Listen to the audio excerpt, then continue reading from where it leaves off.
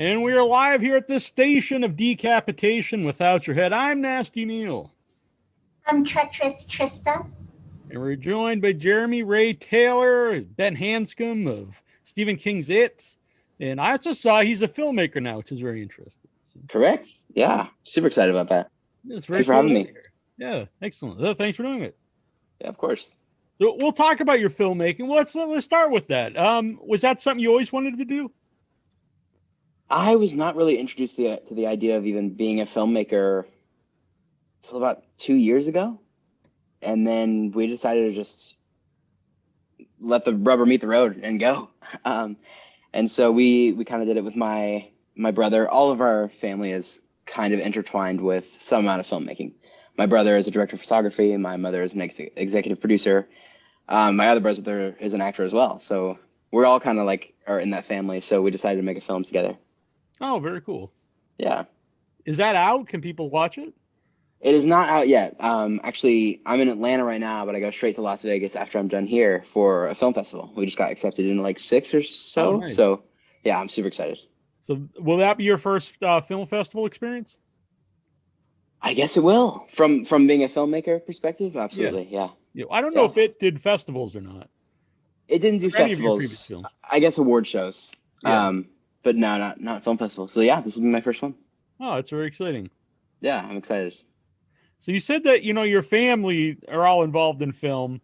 So did that influence you, or, how did it come about? Like, I want to be an actor.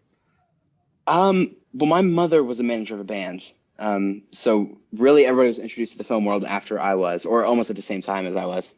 And so my mother was actually on tour in Nashville with the band, and somebody noticed me there and was like, "You need an agent." So they threw me in an audition. It was the worst audition I've ever done in my life. Me and my brother both, and they picked us up for some reason. And so they saw a little bit of potential. My brother completely dipped out. He did not like that at all. And so he decided to be kind of more behind the camera as a photographer or videographer. And then my other brother, a year and a half ago, just decided to become an actor. So, yeah. Was there any particular movies, or like what was like, hey, this is something I'd like to do. I'd like to pursue acting. I mean, as a kid, it's always like a dream to be like an astronaut or a movie star or a celebrity of some sort. So I think that was kind of my drive at the beginning. And now I just enjoy the lifestyle of traveling all the time and meeting new people and things like that. So definitely had a different drive from when I was little than what I do now. Yeah. Yeah. So you said that was a terrible audition. Do you remember? Well, I'm sure you remember what it was for. So basically, whenever you're auditioning for an agency, they either give you a monologue or you pick a monologue from another film. And mine was from E.T. And it was the scene where he's introducing him to real world things. So it was like, here's a can of Coke and here's blah, blah, blah. And it was genuinely the worst thing I've ever done in my life. Like I'm not even being humble. Like it was actually awful. That's pretty cool. So do you pick that one? Is it something that you rehearsed beforehand? I don't think so. I think it may have been something that they picked for us. I actually can't remember. That was 10 years ago now. So Right. it's been a long time. Yeah. So how did you get involved in it? Like when did you first hear about, to go in for an audition? It was probably about 3 months before the actual filming of it. And I actually just did a self-tape audition and got booked straight from tape because I was in between 2 other different things. I was actually between Logan, like the Wolverine film, and Transformers is what I was going to do. And so Warner Brothers decided to snatch me before I committed to those. And then I went in for a chemistry read with the whole other cast. It's really cool. It's interesting because I was going to ask kind of about that because everyone seems like real friends, which, sometimes happens in movies, sometimes doesn't. So what was that experience like having, making sure everyone had chemistry together? I mean, the acting coach on set, Ben Perkins, absolute shout out to him. From the very, very first day of filming, or for the very first day on set even, it was like we had to do these drills to become friends and to like get the awkward phase over. And so we would do like these drills where we look each other in the eyes for like 5 minutes straight, or, you know, just different things like that you wouldn't normally do with strangers at the time. Right. And so we just meshed really well, and we all had a similar sense of humor, and it just hit it off. And it was kind of all of our first things except Finn's, really. I mean, a few of them, everybody's kind of done a little bit, but this was our first lead, like big, major lead. And so we all kind of experienced that together. And I think that was what meshed us together so well too, was that we were kind of like overcoming all those issues that you have at the beginning of your career with each other. And that was really nice as well. Do you think you realized that at that time, that like this is a big movie, like how important that is, you know? Maybe if you didn't realize it, probably it might have been better for you. I don't know. Well, I think I realized, never forget this moment. We were driving out of our parking garage of our apartment, and I was like, Mom, I think I'm actually going to be in this film. Like, this is not little. This is big. This is huge for me. And like, it's an experience we'll never be able to take back. This is like, I mean, this is wonderful. And so it took me really about after the premiere to realize that it was actually happening, and on such a big scale as well. Cause everybody believes that like the industry is all beautiful and pretty, like the red carpets are, but the only part that's really glamorous is whenever you get on those red carpets. And so once you were kind of like walking down that red carpet in your suit and like loving yourself and feeling it and feeling the lights and stuff, that's when you kind of realize how big of a scale it actually was and how real it was. And, you know, it was a big budget movie, and it's based on Stephen King, but I think it was even a bigger hit than people expected it to be. Oh, yeah, absolutely. I mean, the first picture they dropped of Pennywise, everyone hated. Like, right. It was the most hated thing ever. And then I think we may have been guilty of that, you know. Sure, and that's fair. I mean, it's a completely different take. And luckily, everybody loved it. But yeah, we didn't realize it was going to be that big until the trailer dropped, and then it broke that world record, and we were all like, "Holy crap! Yeah. People aren't actually going to hate it." Like, yeah, yeah. What was that hard to read? Like online, you go online and see people are like, "Oh man, look at this," and it was a little tough. It was definitely, yeah, it was tough because it's hard to be on a project and read lines that you necessarily don't have control over, or like people may hate your character and may not hate you necessarily, and so they kind of forget that there's a real person behind that. And so whenever you have these people that are like, you're ruining the franchise, like don't fix it unless it's broken, stuff like that. And so yeah, that was tough, but like I said, those were the things that we could kind of overcome with each other because we were all experiencing it firsthand. So yeah, I mean, it was tough, but I was lucky that I had those people to help me. Yeah. How familiar were you with with it? Like, had you watched the miniseries or read the book beforehand? When I first did the audition, my mom showed me the original trailer of it. And to be honest with you, I was like, what the frick is going on? A, I hated horror movies. I was terrified of them. And B, I was like, what is this? This looks really, really strange. The trailers of the original look very strange and don't give the exact vibe of what the movie actually did. Or the miniseries actually did. So no, I was not really familiar with it at all. I knew Stephen King was a legend. I think everybody knows that. But no, I was not familiar with it at all, actually. So when did you ever end up reading the book? No, not yet. Okay. I'm not a reader, and it's like bigger than the Bible. So yeah, it's a tough read. Go with the audio book. That's what we do. That's what I have been doing. Yeah, during the pandemic. Sure. Yeah, definitely. No, so I haven't actually done that yet, which I probably should. It's probably a good idea. Did you watch a miniseries? I have watched at least most of it. So yeah, I have done a little bit of research on that. Yeah. Well, you know, I don't know, because sometimes I think, do you want to watch it, or do you want to stay away from it because maybe you don't want to be influenced, but at the same time you want to see, you know, what you're going to be doing? Well, I didn't watch it till after we were done filming because I didn't want to be influenced. So I kind of wanted to take a new take, not necessarily a new take, but I wanted the director to kind of tell me what direction I should go instead of, because I knew this was kind of a different take on the whole thing. It's a reimagining, not necessarily a remake. So I wanted to let him guide me in the direction that he wanted to guide me, you know? Mm-hmm. So no, I did watch it after though. So yeah, you're totally right. Yeah. Trista, you have a question? You work on a lot of scary projects, so I'm wondering if you have any fears or phobias that you feel comfortable sharing with us. Sure. I'm ridiculously claustrophobic, which actually my character in the second one, they show that a little bit because Ben was actually claustrophobic. I was definitely terrified of TVs when I was very little. I swore something was going to come out of it. I guess I probably saw a clip of The Ring or something like that. But yeah, I was like definitely afraid of TVs. There were just things that my mind could make up that were usually scarier than even the stuff that people would put on screen. I forgot what it's called, but there's a strange phobia. It's really, really weird. And it's like, I feel like embarrassed to admit it, but it's like man-made objects in water. I don't know if you've ever heard of that, but it's like at like Universal Studios, the Jaws ride, that scares the crap out of me. Like the water with the shark in the water. Yeah, that freaks me out. I don't know what it is. Yeah.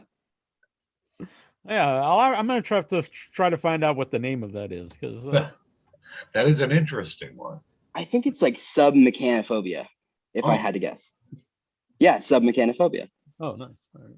The fear of partially or fully submerged man-made objects.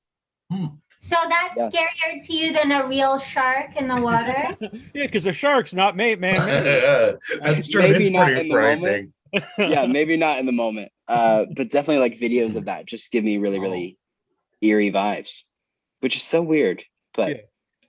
I would like that though. If a real shark was coming and you're like, oh, it's fine. It's a natural. Yeah, no worries. It's natural. Yeah, that's funny. When you read the script, how relatable was the Ben character for you? It was definitely relatable, and I thought it was really cool how relatable that was to public school kids, because I'm not public schooled, which people hate me for, because like I acted as a public schooler that got bullied, and I know bullying can't be that extreme, but I know that gave me a lot of sympathy for the people that actually get bullied and things like that. I never had trouble with that. Obviously online it gets really ridiculous, but I don't really let that get to me. So I have never experienced that, but it gave me a lot of sympathy for the people that have, even if it's not on that extreme side, obviously. Mm-hmm. And so like you said, it was reimagined. So your version takes place in the 80s as opposed to the original one takes like in the 60s, I've seen. But I grew up in the 80s, but you weren't born yet. So like, did you have to go back and like research the 80s to kind of get an idea of what was going on? I did. They gave me a big packet of like slang words and stuff like that, because we did a lot of ad libs, so we like to talk about stuff. So slang words, movies, music, and I was already into 80s music a lot, so that was totally fine. And then our parents had a blast, like talking about the random stuff, like the banana seats on the bikes and things that. So our parents had a blast kind of informing us on what was actually used and what actually wasn't and stuff like that. So I did have to do a little bit of research for sure. Yeah. A lot of people asked when we said you were coming on, they want to know if you are a fan of the New Kids on the Block. I used to be. Like I don't not enjoy their music. That's for sure. It's not my taste, just because that stuff isn't my taste at all, but not bad at all. Obviously a classic. Yeah. That's a great response though. I don't dislike. Oh yeah. Yeah. We pan around there. There's the big poster, just like yeah, exactly. Back on my door. Yeah, don't mind my tattoo, but yeah. So you said you all got along well. Did you stay in touch after the movie?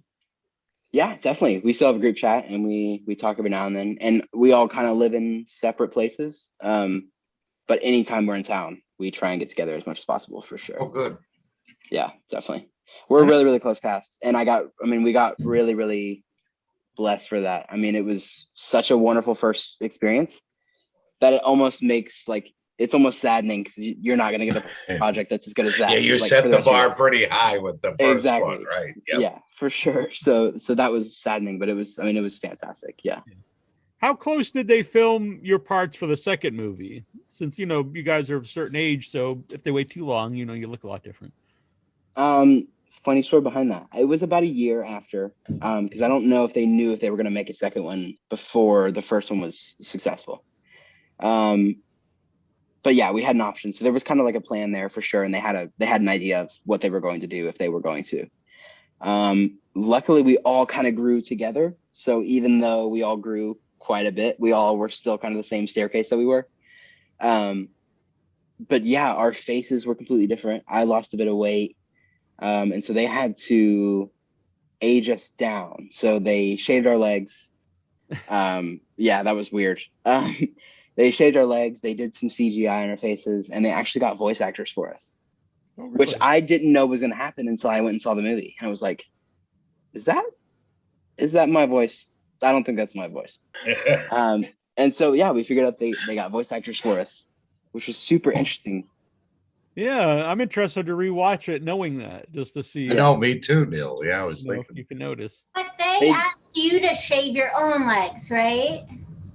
Yeah, I mean, the hair and makeup You did were that. like, they shaved our legs, and it was... No, they did shave our legs. Yeah, hair and makeup totally did it for us. Oh, they did it for you. Yeah. So, well, they I guess they used Nair, that pink stuff that like just disintegrates your hair off your legs. Okay. Yeah, that was really interesting. Armpit hair too. Everything that had hair was. Wow. Yeah, it's really weird. Interesting. What was Bill Skarsgård like? On and off set, was he like always in character when he's Pennywise? Definitely in character whenever he plays Pennywise. Terrifying guy. 5 minutes before take, for sure. No, a wonderful guy off set. He definitely he wanted to keep distance from us so that we didn't get comfortable enough to where we were still on the awkward face whenever we were filming, so that there would be that natural tension. But yeah, wonderful guy. After the premiere, whenever we go to dinner and stuff like that, and yeah, wonderful guy. But he's definitely a very terrifying guy whenever he's getting into character. Like, yeah, I can imagine a 6'5" crazy clown. Got to be a little intense. Our director was like scarily tall, and the fact that Bill Skarsgård is a little bit taller is like, oh wow, insane to me. So yeah, he's definitely a scary guy on set, but he was super, super kind. Like, definitely. So at least you don't have a Pennywise. phobia of tall people. Then you'd really be screwed on that one. There you go. Yeah. You'd be fine with the three of us. Yeah. So how does that change your life when the movie is such a big hit? Well, I definitely had a few random old friends reach back out, that kind of thing. Fame, just the normal fame stuff, like getting a lot of followers, getting a lot of hate, getting a lot of love. Arrogance kind of creeps in, and then you get humbled by your family. And I have an amazing family, so like, I've kept that way. But yeah, there's some really strange struggles of like no privacy, and you have to be careful about where you go and like what you post on social media and all that stuff. Like, I used to go out without showering sometimes just because I didn't care about my hair. But man, if I go out without showering, I swear I get recognized more than whenever I do, like whenever I look good. Right. So yeah, you have to, there's no privacy, which is fine. I enjoy it. Like, it's not really an issue for me, but I definitely have to take a step back from social media every now and then, and just kind of regroup as a human being and not as a person on a pedestal. Right. What about seeing yourself as an action figure? That was probably the most exciting thing about this whole That's gonna be experience. wild. That's what it would probably be for me. Yeah. Yeah. I saw myself as an action figure first, and that was like super cool. But then I saw Funko release one, and I was like, I'm buying like 15 of those right now. Give me all of them. That was really, really cool. That's definitely that's just a childhood like bucket list thing that you just write off. So yeah, that was really cool. Yeah. Trista, you have another question? Yeah, you touched on your film for a second, Unarmed Divide. Can you talk more about what it's about? For sure. So Unarmed Divide kind of follows a veteran through his struggles of PTSD. It shows his normal day and how he reacts to things, which just seems like a normal guy. But then it goes through his consciousness and what he saw during that day, and what things kind of triggered his memories of his war. And then we kind of show the struggles of having friends that were from the military, and some things with suicide, and the numbers of veterans that commit suicide from PTSD are ridiculous. And we know a lot of people that have stepped up and told us that they have PTSD, people that we've known our whole lives, but they're afraid that they're going to lose their jobs or things like that because it's known as a disorder. And people believe those people are crazy, and they're just normal people that have gone through something really traumatic.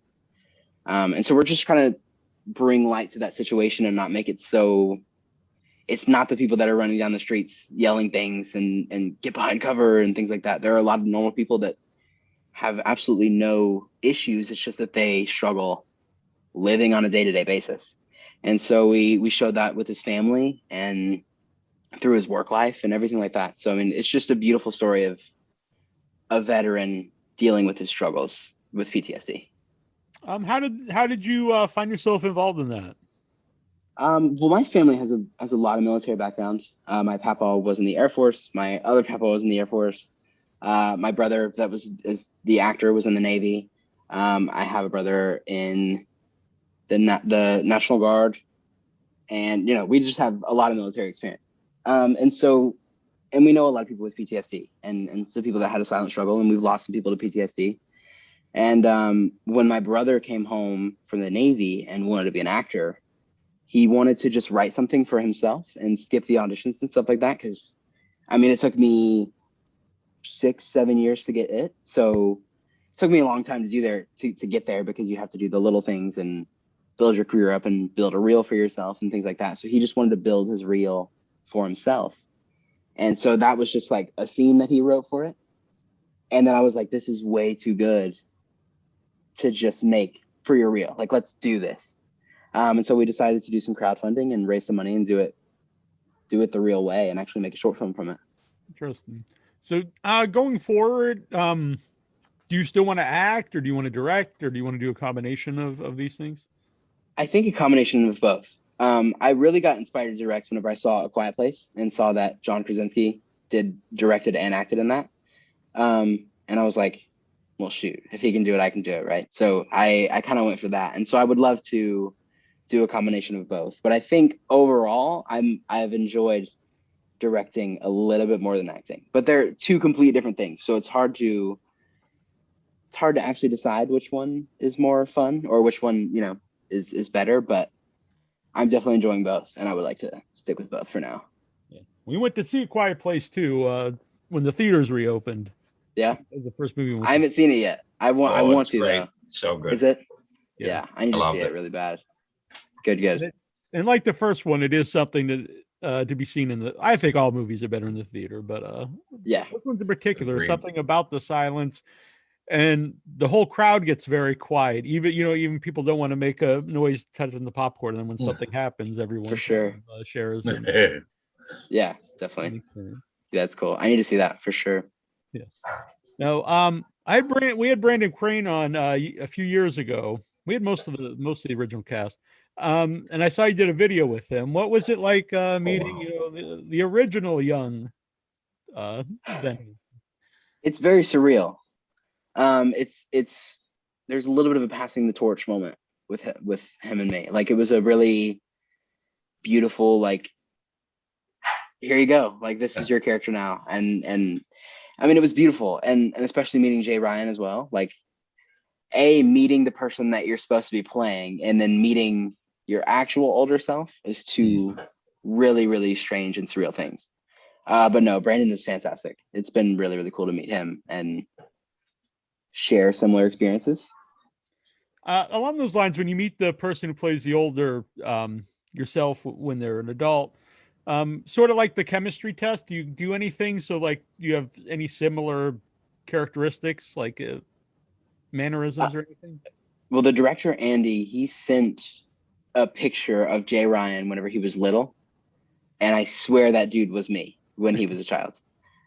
So yeah, it was just kind of like, it was our child's pictures that really made everything the same. And then whenever we met, we have very, very similar characteristics, and like having a dinner with each other was just similar in a strange way. Even though we don't look insanely like the same person, there's something there that was just the same mannerisms and characteristics. And he studied me too, which is also a little strange, like meeting somebody that studied you. Right. But no, yeah, it was weird, but it was a lot of fun. Yeah, that's pretty cool. Yeah. So I think you're going to enjoy the festival experience. I hope so. Yeah. I'm really excited for it. Did you enjoy doing the conventions after it? Because I know you were at several of them. I love Comic-Cons so much. Breaking the social media barrier that's there between so many fans, like, and letting them know that I'm a normal human being as well has been really cool, like super cool. And so being able to handshake these people, and I don't know, there's just something about getting to know these people that have loved you from a screen, and actually getting to meet them has been really, really fantastic. And hearing people's stories and hearing how many people have seen the movie more than once and stuff like that. I mean, it's been really cool. I love Comic-Cons. Would do them every other day if I could. Not that you want to pick out one favorite, but are there any particular ones that like are most memorable to you? I think our very first one was like the most insane. I mean, it was in Orlando, which was already super cool, and we went to like Disney and everything like that. But it was right before the movie came out, so it was kind of like before everybody got like their final opinion on the film, because nobody's seen it. But once again, understanding the caliber of the film before it came out was really, really cool. And seeing like the lines that went out the door was like, wow, like people are actually really, really excited for this. Yeah. So the first one has to be the most memorable. Yeah.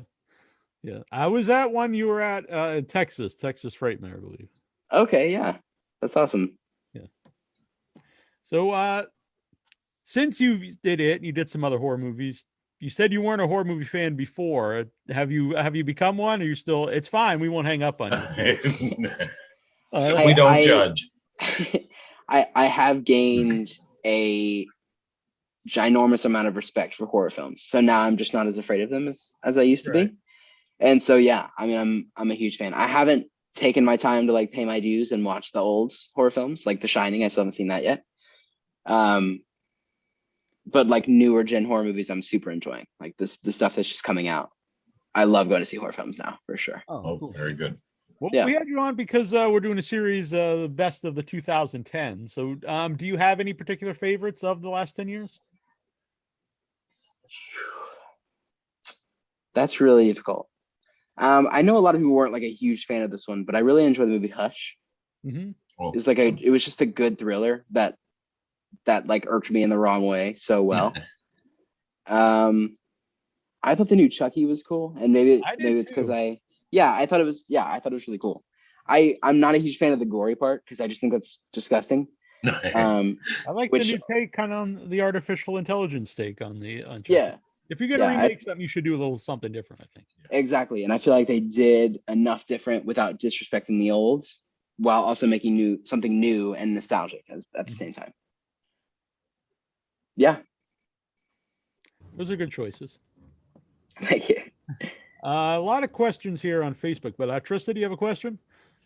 Oh, please ask the other questions. All right. Well, one in the chat. AJ wants to know what was his experience working on the set of Ant-Man 1 and 2. So sadly, I wasn't on Ant-Man 2, but I was on the set of Ant-Man 1, but I got cut from the final product, which was super sad. But at the same time, recently I've kind of discovered, like, now that I was cut from the original, I have a chance to be something bigger in the future. So now that I'm not like a character in the MCU, that's a good way to look at it. You're right. Yeah, so I kind of have a bright side there. You have a clean slate now. Exactly. Yeah, that was super fun though. I got to bully Ant-Man's daughter, and then I learned my lesson really quickly whenever he like scares me in the school. Paul Rudd is like the nicest guy you'll ever meet. Super awesome guy. He was making jokes with the kids there because we were in a school. He was really good at making everybody feel really comfortable, especially on that caliber of production. Everybody was really nervous. And so Paul Rudd was amazing. That was a great experience. Chad Law, will there be another Goosebumps movie soon that he knows of? And would he like to return to the Goosebumps franchise? I'd love to return to the Goosebumps franchise.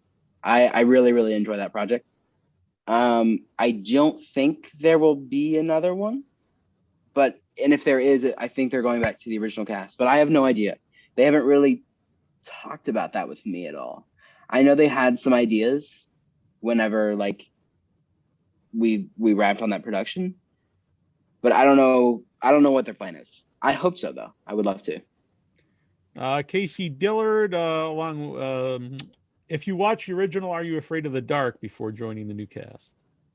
I did not watch it before, but I definitely watched it after. Are You Afraid of the Dark was really fun. So no, but I actually thought they were ridiculously scary for a Nickelodeon show. That was crazy to me. Yeah. But yes, I watched it after.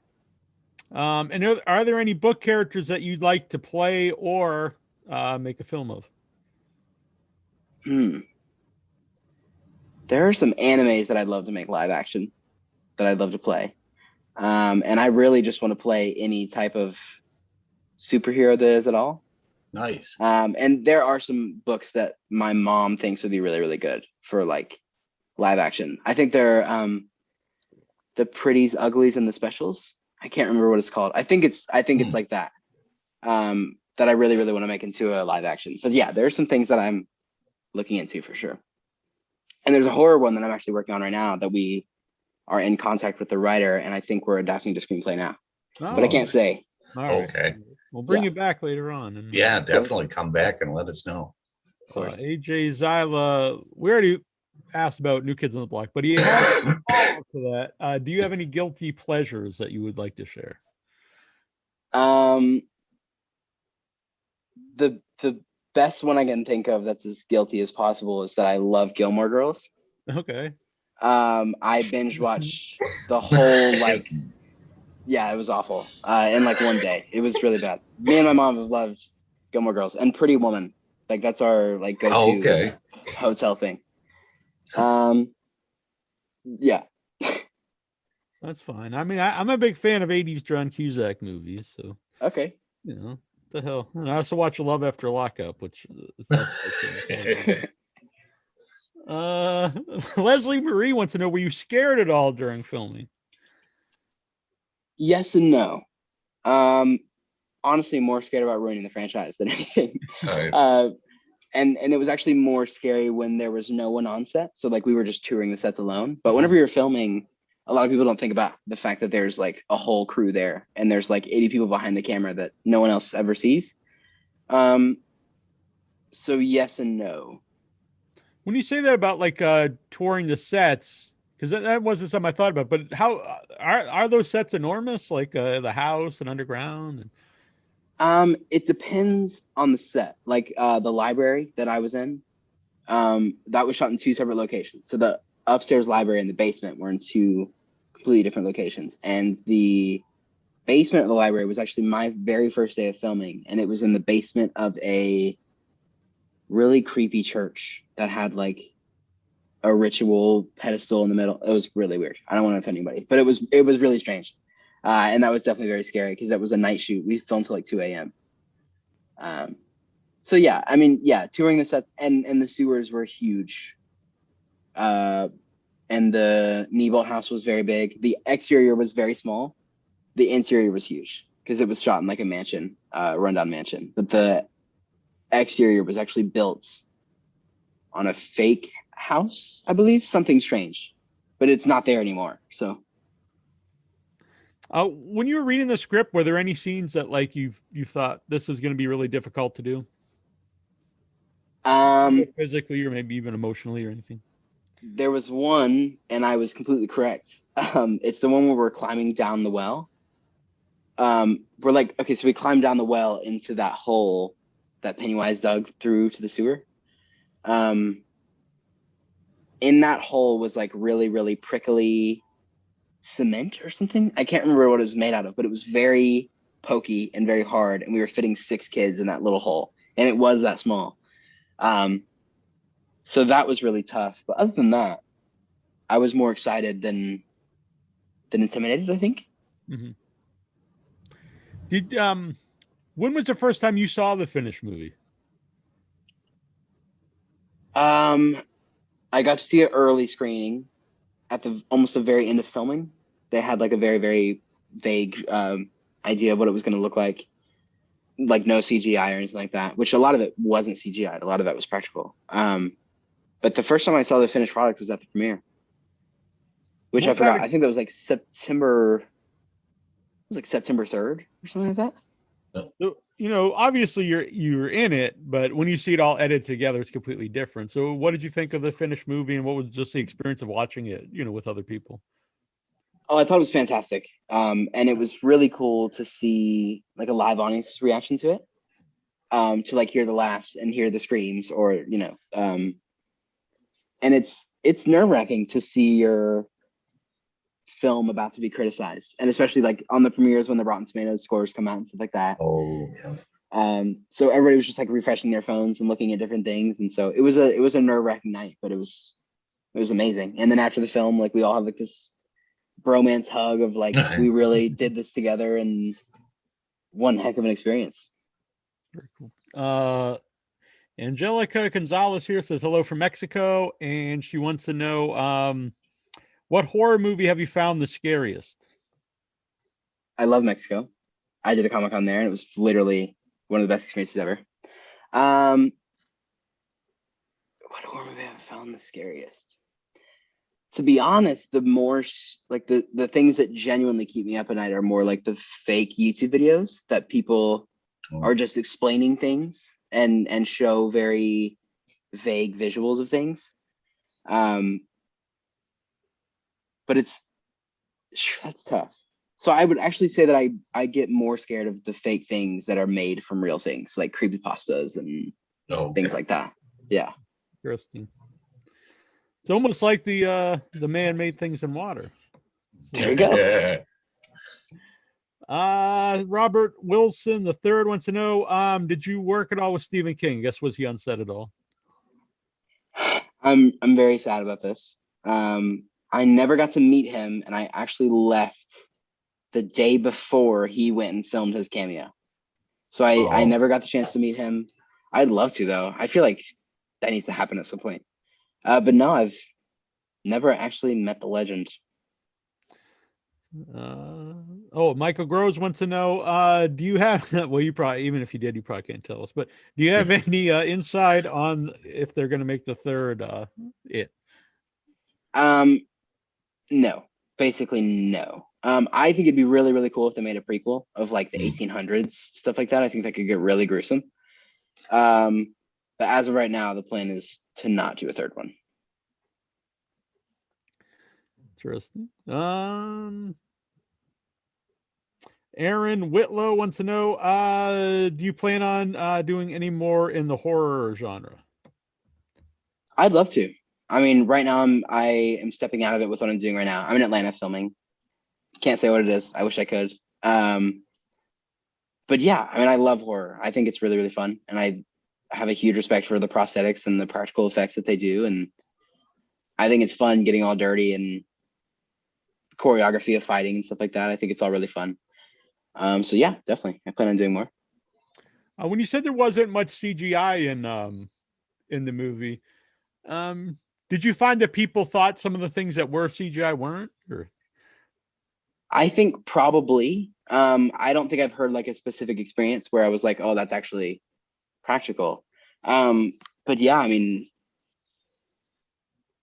pretty much everything is like normal except the like ridiculous blood spewing. But like Beverly's bathroom was completely practical. And so yeah, I mean, a lot of it was just because they didn't really have the money to spend on CGI. It was even though it was $17 million, it was still relatively lower budget for a film like that. Because a lot of movies you see now, like cost hundreds of millions, or Yeah, exactly. So yeah, pretty much everything. We had Javier Botet on the show, who played a couple of the characters in the movie. He played the hobo. Oh, yeah. And he had that happens to him a lot. That people think his characters in all the different movies are CG. Yeah, almost all. Yeah, that guy's almost all practical. I mean, there's one thing with his eye, but other than that, it was really all prosthetics and makeup. Did you have another question, Trista? Yeah, you mentioned going forth with filmmaking. So I'm wondering, your production company, Sling and Stone, do you have a vision for what you guys are going to specialize in?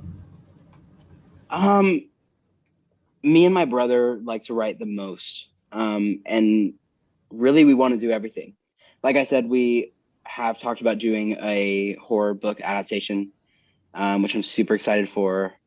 But we love to do action. We love like Yellowstone and stuff like that. Beautiful, just like great raw shows and movies. So we have millions of ideas. The issue is getting the money to actually produce and do them. So yeah, I don't think we're necessarily limiting ourselves to one thing, as long as our projects have some amount of purpose and spread something good. Yeah. Do you have a website or social media page for people to follow your films or yourself? I believe it's slingandstonefilms.com. And that kind of shows everything we've done so far. It kind of introduces you to the team. And then on Instagram, we're Sling and Stone Films. And so we're trying to get the hype back up for Unarmed Divide, which is hopefully going to come out soon. I want to figure out a way that we can actually publish it, but we can't publish it before we run the circuit. So right. Yeah. So did the last year, did that affect finishing the movie during the pandemic? We felt like we had a calling to finish it in like February, I think is when we did it. And we finished it a week before COVID hit. So luckily, I mean, we got perfectly out of that time frame. Now, post-production was a little difficult. Although most of it was done local. I did a lot of it. So that was the only part that actually got a little difficult, and getting the actors back in for some ADR and stuff and reshoots. But other than that, we actually got through it pretty well. I mean, we finished it before it hit like crazy. So was directing, filmmaking, is that something, did you go to school for that, or was like, being on set something you kind of self-taught in that? I definitely never went to school for it. I actually never went to school for acting either. Like I've done some acting classes, but I never like majored in theater or did any extracurriculars like that. But I kick myself in the butt every day for not taking more of a educational lens through my eyes through all these projects. Because I mean, Andy is one of the best directors you can learn from, and I did not take the opportunity to do that as much as I should have. And so really I started learning from a production standpoint through Are You Afraid of the Dark was when I first started actually taking in that side of it. And now with like what I'm working on now, I try and really learn from these people, because I'm nowhere where I need to be a real director.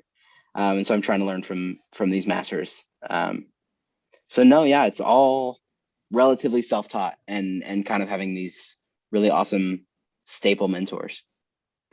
And one good thing too, the festivals now, last year, most of them were virtual. So going forward, a lot of them, you'll be able to actually, be seen with an audience.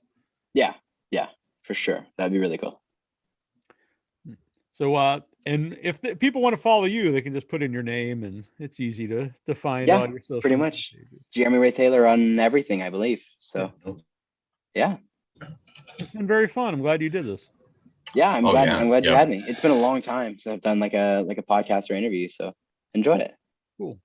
And we're gonna give a couple balloons away. You can stay for this if you want. We have a couple there. They're 2017 promotional It balloons that a listener to the show sent in, Annabelle Lecter, and we're gonna give them away here on the show. Nice. I've got everyone's name who shared the link in this Macho Man cup.